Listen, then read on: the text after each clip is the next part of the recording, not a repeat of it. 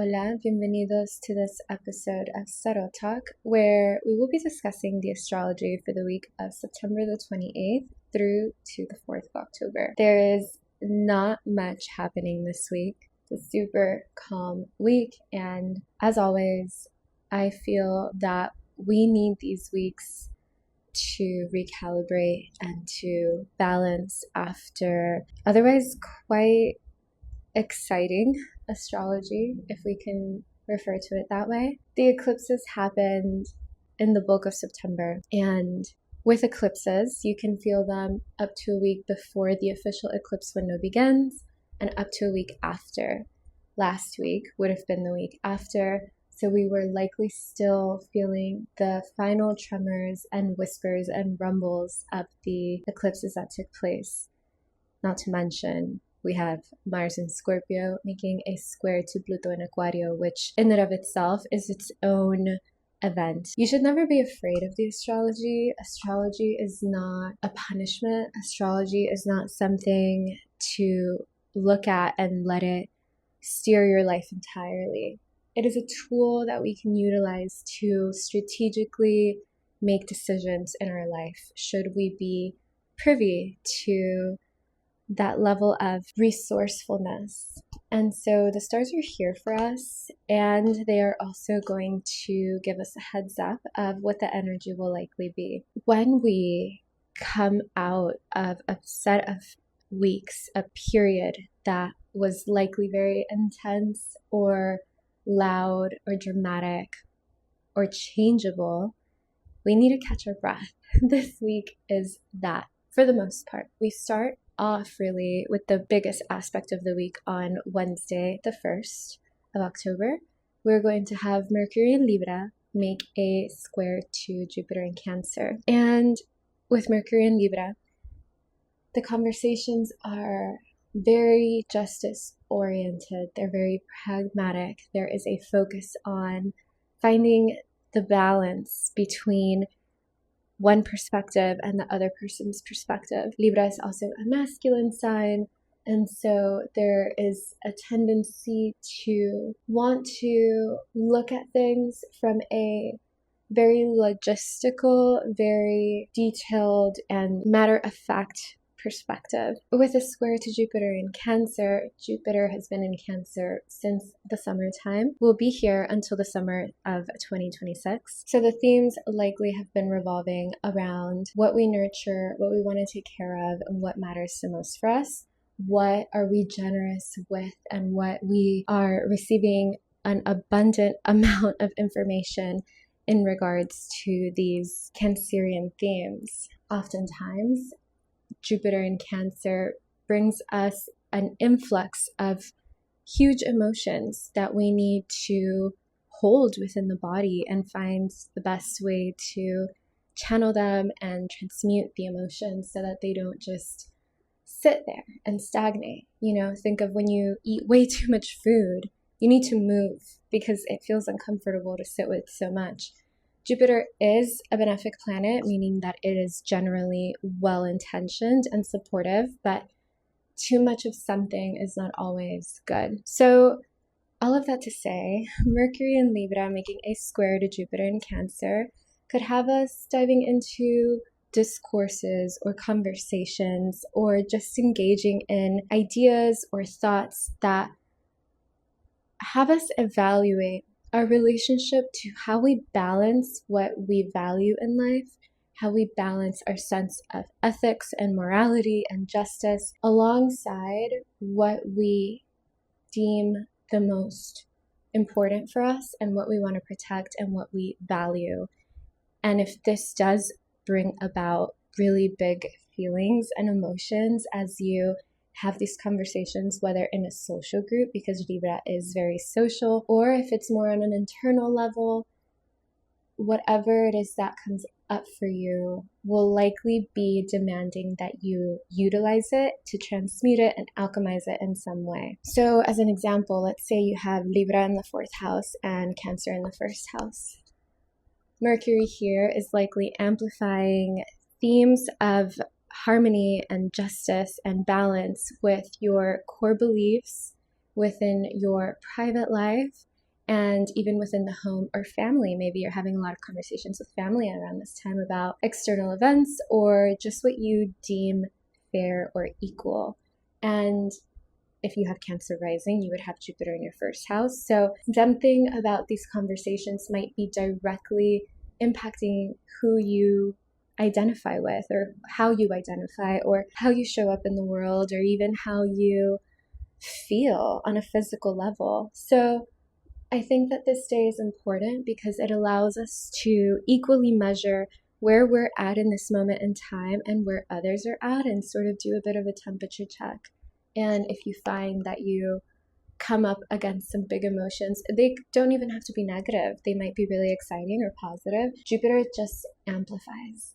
And it does have this air of luck or generosity to it. But if for whatever reason these emotions are just way beyond you, then know that you can find a way to let them out. Maybe it's going on a walk. Maybe it's connecting with friends. Maybe it's just taking care of yourself and nurturing yourself after a hefty discussion, debate, or argument. Then Saturday the 4th, yeah, we're already at the end of the week. We have Mercury in Virgo making a conjunction to the South Node in Virgo and opposing the North Node in Pisces. Last week, I spoke a little bit about Venus's unorthodox approach to Venusian themes while she is in Virgo. So when Venus is in Aries and in Virgo, her two places of fall or debilitation, she has to move differently, but she can still derive pleasure. It's just not in the ways in which you can expect it. So at this time, you might just actually be finding a lot of pleasure in diving into a way of organizing your life or your systems or your way of moving in Venusian realms like money or beauty, and letting go of what doesn't serve you so that you can experience more pleasure in the traditional Venusian realms once Venus does come back around to Pisces. This can look like you Marie Kondo your entire apartment because it is just filled with clutter and things that you used to treasure and value, but at this point are a hindrance in your life. You would want to let go of that. There's that South Node influence, and with the Marie Kondo system, it's super Virgoan, it's super organized and meticulous, and this will ultimately allow you to bring in more of those beautiful pieces that you will encounter in the future, and to really reframe what you value, how you value it, and why. That's just a very simple example. With this week, I think it's a good opportunity to reset our values, to reset our way of how we move in these Venusian themes, but also in the way in which we think and communicate and express where we're at in our ethics and in our sense of balance and harmony with life, and how we connect with our own generosity and our own expansion in how we take care of ourselves, but also in how we connect with others. So that's genuinely the week. And take this moment in time to breathe, try to get your ducks in some semblance of order, and go within and see what wants to come forward when you do that. The next week, the week of the 29th, we're going to have the full moon in Aries, and that's going to be quite eventful. So honestly, take advantage of the simple astrology when you get it, because there's always something around the corner. And to take it back to my stream of consciousness at the beginning of this talk, astrology is not something to fear. Astrology is not something to control either, or to let it control you. It is simply happening in tandem with our life, and we can utilize it to our advantage. With that, we're now going to draw a tarot card to see what it is we most need to know for the week. So honestly, I would not typically read all three. I usually choose one card to read, but last week we got the Star, and we got the Star again, but I'm going to go in order. We have the Tower. So there's something in our life that just has been completely uprooted and changed, whether we liked it or not, whether we were ready for it or not. And the Tower signals a tremendous moment of rebuilding. It signals a tremendous moment of change in the very structures of an area in our life. Then we have the Star, an emphasis and a doubling down on leaning into your passions and your dreams. Maybe something in your life at this time needed to collapse entirely, even if it was painful, even if it was disruptive, so that you had space to bring more of your dreams and passions forward. And we then have the Three of Swords. The Three of Swords asks us to look at what the wounds are within our heart, within our body, within ourself that need to be healed. What swords are still stuck in your heart that maybe you aren't even realizing are there and are impeding your ability to move forward with clarity. Take those swords out. Whenever a tower falls, I imagine that things just go flying about. So maybe we got hurt in that process. Tend to yourself. Continue to lean into what lights your fire, to what lights you up, what inspires you, to have hope for the future, for yourself, and to continue to ask yourself, what kind of woman, what kind of man, what kind of person, what kind of human do I want to be?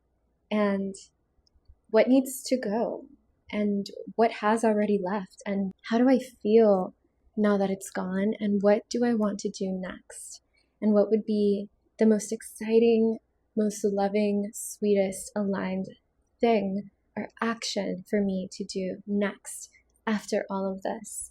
Because it comes to a point where you do need to start from scratch, or you do need to completely wipe the board at a certain step in your process, or in a certain relationship, or in your job, or in your home, and say, that was clearly not working because it did not stand the test of time, or it did not stand the stress test. So what now? How can I pivot to move forward? And what is required of me to do that? And is that in alignment with who I want to be? And is that in alignment with what I value and what I love and what I want to protect and take care of? I hope that this week goes really well for you and that you are utilizing it to move forward as empowered as possible post-eclipse, post-astrological transits, and to have a lot of trust and faith in yourself and in the process and in the present moment, and to resource yourself. With that, I will see you next week to talk about the full moon in Aries, and until then, cuídense.